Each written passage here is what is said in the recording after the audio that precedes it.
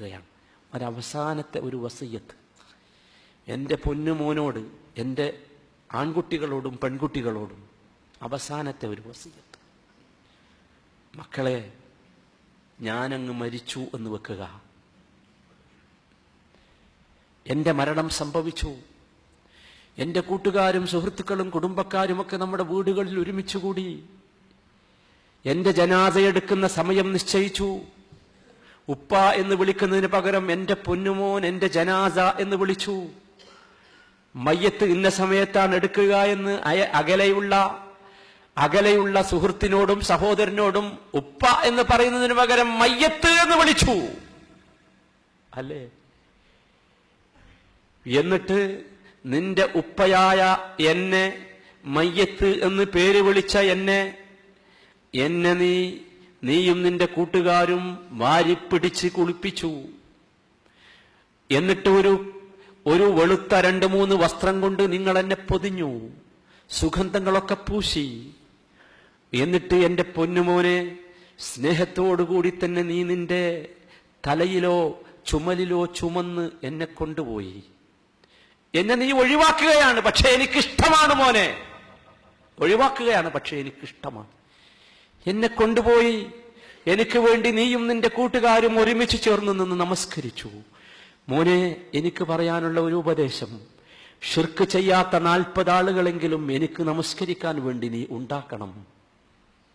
ഞാൻ പറഞ്ഞിട്ടുണ്ട് അവരോട്, പക്ഷേ നീ ഓർമ്മിപ്പിക്കണം, നീ വിളിച്ചു പറയണം, ഉപ്പ മരിച്ചിട്ടുണ്ട്, നിങ്ങൾ നിസ്കരിക്കാൻ വേണ്ടി വരണം. എന്താണ് ഹബീബായ മുഹമ്മദ് മുസ്തഫ പഠിപ്പിച്ചു? ഒരാൾ മരണപ്പെടുകയും ഷിർക്ക് ലവലേശവും ചെയ്യാത്ത 40 ആളുകൾ അദ്ദേഹത്തിന് വേണ്ടി ജനാസ നമസ്കരിക്കുകയും ചെയ്താൽ ഈ 40 ആളുകളെയും അദ്ദേഹത്തിന്റെ വിഷയത്തിൽ ശുപാർശക്കാരാക്കും. 40 ആളുകളെ കിട്ടണം.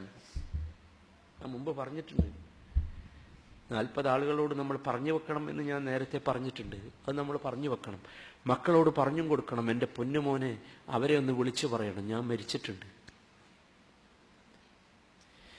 എന്നിട്ട് എൻ്റെ പൊന്നുമകനെ, നിന്റെ കൈകൊണ്ട് നീ എന്നെ ഖബറിലേക്ക് വെക്കുന്നു.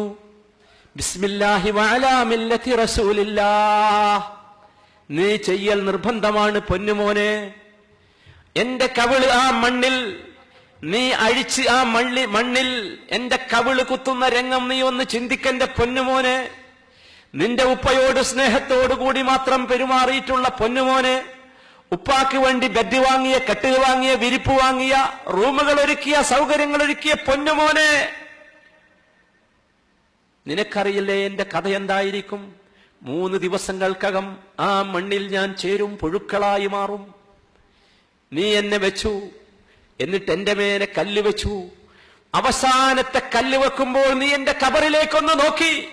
നിന്റെ കണ്ണ് കരഞ്ഞിട്ടുണ്ടാകാം, മനസ്സ് വേദനിച്ചിട്ടുണ്ടാകാം. എന്നിട്ട് നീയും നിന്റെ കൂട്ടുകാരും എന്റെ ഖബറിന്റെ പുറത്തേക്ക് മണ്ണിട്ടു. എന്നിട്ട് എന്നെ മണ്ണിട്ട് ഭദ്രമായി മൂടി. അവിടെ നിന്ന് പൊന്നുമോനെ, നീ എനിക്ക് വേണ്ടി ഒരു കാര്യം ചെയ്യണം. ഹബീബായ മുഹമ്മദ് മുസ്തഫ തങ്ങൾ പറഞ്ഞ ഒരു കാര്യമുണ്ട്, അത് നീ എനിക്ക് വേണ്ടി ചെയ്യണം പൊന്നുമോനെ. എന്താണത്? ഒരൊട്ടകം അറുത്ത് വിതരണം ചെയ്യുന്നത് വരെ എന്റെ ഖബറിന്റെ അടുത്ത് നീ ഒന്ന് നിൽക്കണം.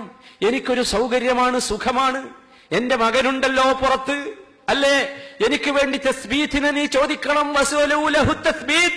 എന്നെ മലക്കുകൾ വന്ന് ചോദ്യം ചെയ്യുകയാണ്. ഞാൻ ആരാണെന്ന് ചോദിക്കുന്നു. നിന്റെ റബ്ബാരാണ്, നിന്റെ ദീനേതാണ്, നിന്റെ നേതാവാരാണ്, നിന്റെ ഇമാമാരാണെന്ന് ചോദിക്കുന്നു. ആ ചോദ്യത്തിന് ഉത്തരം പറയാൻ എനിക്ക് സാധിക്കാൻ എന്റെ പൊന്നുമോനെ നീ ഒന്ന് ദുആ ചെയ്യണം.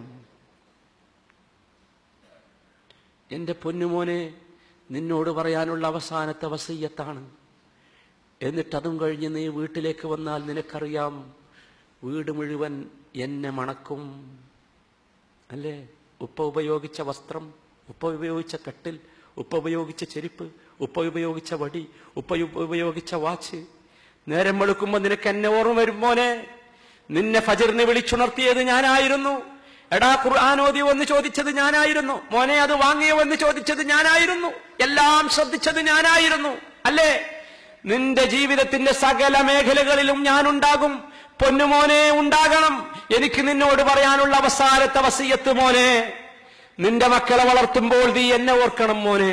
ഞാൻ നിന്നെ വളർത്തിയതുപോലെ നീ നിന്റെ മക്കളെ വളർത്തണം. നിന്റെ ഭാര്യമാരോട് തർബിയത്ത് നടത്തുമ്പോൾ നീ എന്നെ ഓർക്കണം മോനെ. നീ നിന്റെ മക്കളോട് ദുആ ചെയ്യുമ്പോൾ എന്നെ കൂടി ഉൾപ്പെടുത്താൻ പറയണം. എനിക്കൊരു ഉപ്പയുണ്ടായിരുന്നു, എന്റെ പൊന്നുപ്പ, ആ ഉപ്പ ഇങ്ങനെയായിരുന്നു അങ്ങനെയായിരുന്നു പറയണം നിന്റെ മക്കളോട്. എന്നിട്ട് നിനക്ക് സാധിക്കണം, പൊന്നുമോനെ, എന്റെ ഉപ്പാക്ക് വേണ്ടി മക്കളെ നിങ്ങൾ ദുആ ചെയ്യണം, ദുആ ചെയ്യണം എന്ന് പറയാൻ എന്റെ പൊന്നുമോനെ നിന്റെ മക്കളോട് പറയാൻ നിനക്ക് സാധിക്കണം. എന്നിട്ട് എന്റെ പൊന്നുമോനെ, എന്റെ ഗന്ധം, എന്റെ വാസന, ഞാൻ താമസിച്ച, ഞാൻ കൂടിയ, ഞാൻ ഇടപഴകിയ വീടിന്റെ മുക്കുമൂലകളിൽ നിന്ന് മാറുവോളമെങ്കിലും മോനെ നീ എനിക്ക് വേണ്ടി ദുആ ചെയ്യണം. നിന്റെ നമസ്കാരങ്ങളിൽ, നിന്റെ രാത്രിയിലെ വേളകളിൽ, നിന്റെ യാത്രകളിൽ, ഉത്തരം കിട്ടുന്ന സമയങ്ങളിൽ മുഴുവൻ മോനെ നിന്റെ പ്രാർത്ഥനയിൽ ഞാനും കൂടി വേണം കേട്ടോ.